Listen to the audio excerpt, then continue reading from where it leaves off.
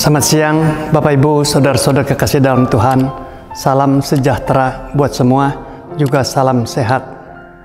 Puji syukur pada Tuhan, siang berbahagia ini saya kembali tampil di dalam satu seri video pastoral yang akan saya sampaikan dengan satu tema, sesuatu konsekuensi.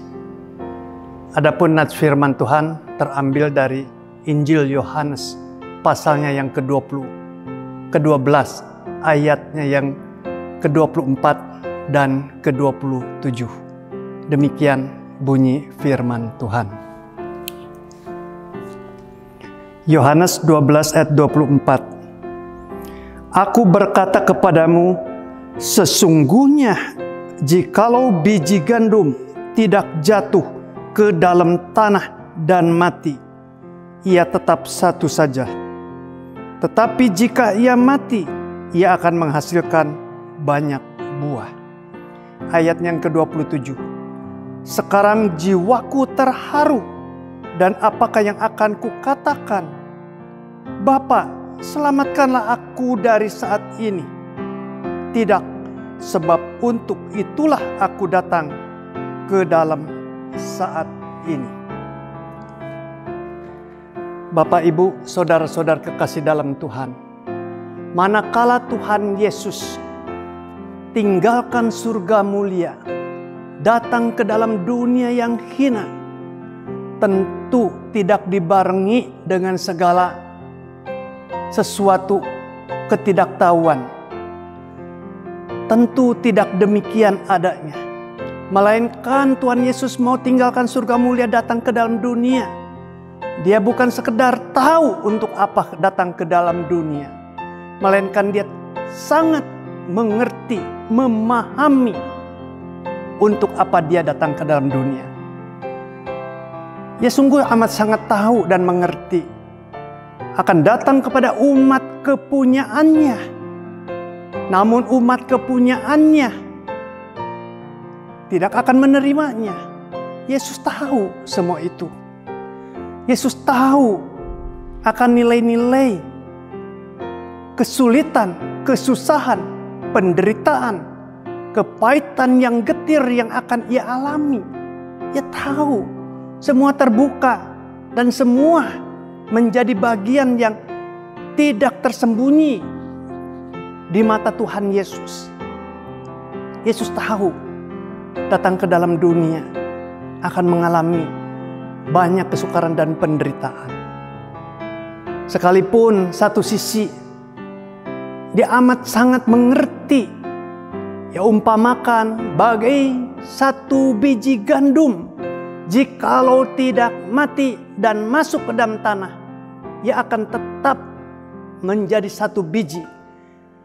Tetapi jikalau biji gandum mati masuk ke dalam tanah, ia akan menghasilkan banyak buah. Yesus tahu akhirnya suatu kemuliaan, akhirnya suatu prestasi yang gilang gemilang, yang berkenan di hadapan Bapa akan ia terima. Tetapi perjalanan itu bukanlah perjalanan seolah semudah membalik telapak tangan. Tidak. Melainkan ia bergumul dengan amat dan sangat berat sekali untuk menghadapi perjalanan menuju suatu kemenangan yang luar biasa tersebut. Suatu kemenangan yang akbar tersebut. Ada satu konsekuensi yang harus dia bayar. Berkali-kali Tuhan Yesus jujur gamblang di hadapan murid-muridnya berkata, sebentar lagi aku akan menuju Yerusalem. Di sana akan disambut orang Farisi, para ahli Taurat, untuk memukul, menangkap, menyiksa, bahkan akan membunuhnya. Di dalam Matius pasal 16 ayat 21, di dalam Matius 17 ayat 22, di dalam Matius 20 ayat 22, di dalam Matius pasal 26 ayat 1, 4 kali berturut-turut Tuhan Yesus mengungkapkan akan keberadaannya yang tidak lama lagi harus menderita, ditangkap, disiksa, bahkan dikayu salibkan. Yesus begitu gamblang menceritakan tentang perihal salib yang akan ia terima. Pada waktu itu Tuhan Yesus menceritakan semua itu tidak saja punya satu tujuan, makna, agar murid-muridnya mengerti. Dan jangan jadi murid-murid yang seolah-olah ingin dinina-bobokkan semata. Melainkan harus tahu bahwa sang guru ini akan mengalami suatu penderitaan puncak di atas kayu salib. Kalian harus siap sedia agar iman dan percayamu tidak tergoncang.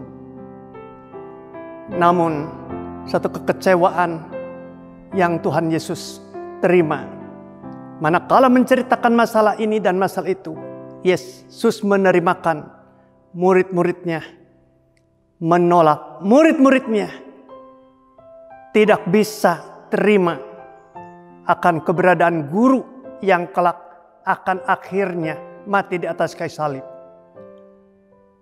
Boro-boro atas diri Tuhan Yesus terima satu simpati, empati, satu pengertian yang mendalam untuk menghibur Yesus dari murid-muridnya. Boro-boro mereka tidak ada sedikit pun perasaan untuk memberikan penghiburan, kekuatan, keteguhan iman untuk Tuhan Yesus. Melainkan mereka masih ada yang sesumbar, masih ada yang menyangkal, masih ada rebut-rebutan untuk cari posisi, bahkan ada yang mengkhianati. Yesus sangat amat duka.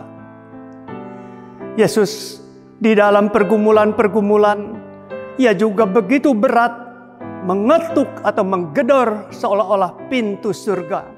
Bapa, kalau boleh cawan ini lalu daripadaku. 3 kali berturut-turut Tuhan Yesus berdoa memohon supaya penderitaan ini, cawan pahit ini lalu daripadanya. Tetapi seolah ketukan pintu itu tidak didengar, tidak direspon dan dibiarkan. Yesus mengerti dan tahu, jikalau biji gandum tidak jatuh dan mati, ia akan tetap 1 biji saja. Namun ketika mati dan jatuh, ia akan menghasilkan banyak buah. Ia menjerit di dalam keterharuannya, Bapa, bolehkah aku mengatakan, lepaskanlah aku dari saat ini? Yesus menjerit keluar dari lubuk hati yang hancur, yang getir, yang pahit, yang amat sangat susah. Karena satu situasi kondisi dihina, diludahi, dimahkotai duri, diperbuat dengan semena-mena, ditampar, diludahi. Semua menjadi bagian yang ia terima. Dengan suatu kesusahan yang amat sangat, Bapa, bolehkah aku lepas dari saat seperti ini? Tapi dia tetap teringat satu konsekuensi logis, tinggalkan surga mulia datang ke dunia. Memang kata Tuhan Yesus, aku sadar untuk ini aku ada ke dalam saat ini. Yesus berat dan amat sangat berat. Yesus susah di atas segala susah. Yesus menderita melampaui penderitaan yang lain. Tetapi Yesus tahu, jikalau ini memang adalah kehendak Bapa, hanya jalan ini, jalan ketaatan ini yang harus dia tempuh. Mengapa tidak Yesus terima konsekuensi logis penderitaan untuk demi ketaatannya kepada Bapa menyelamatkan umat manusia. Kalau boleh cawan ini lewat daripadaku, lalu daripadaku. Tetapi jikalau itu kehendak Bapa, jadilah kehendak Bapa yang terbaik untuk aku. Tuhan Yesus ada suatu berontak, ada suatu perasaan yang amat sangat susah. Di atas kayu salib dia menjerit, Eli, Eli lama sabachthani.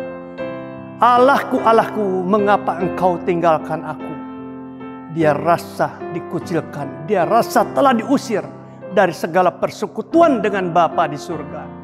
Dia menjerit, Allahku, Allahku, mengapa kau tinggalkan aku? Tetapi dia sadar memang datang ke dalam dunia untuk itu. Ia menyerahkan segala keberadaannya, nyawanya kepada tangan Bapa. Mari Bapak Ibu, saudara-saudara kekasih dalam Tuhan, di dalam kita mengiring Tuhan Yesus Kristus, jangan kita merindukan semata-mata hanya untuk kepuasan kemanusiaan kita, kedagingan kita. Kita harus tahu dan mengerti, jikalau Tuhan Yesus Kristus, Dia berani mengambil satu konsekuensi logis untuk sengsara menderita, bahkan mati di atas kayu salib demi saudara dan saya, demi ketaatan kepada Bapa di surga.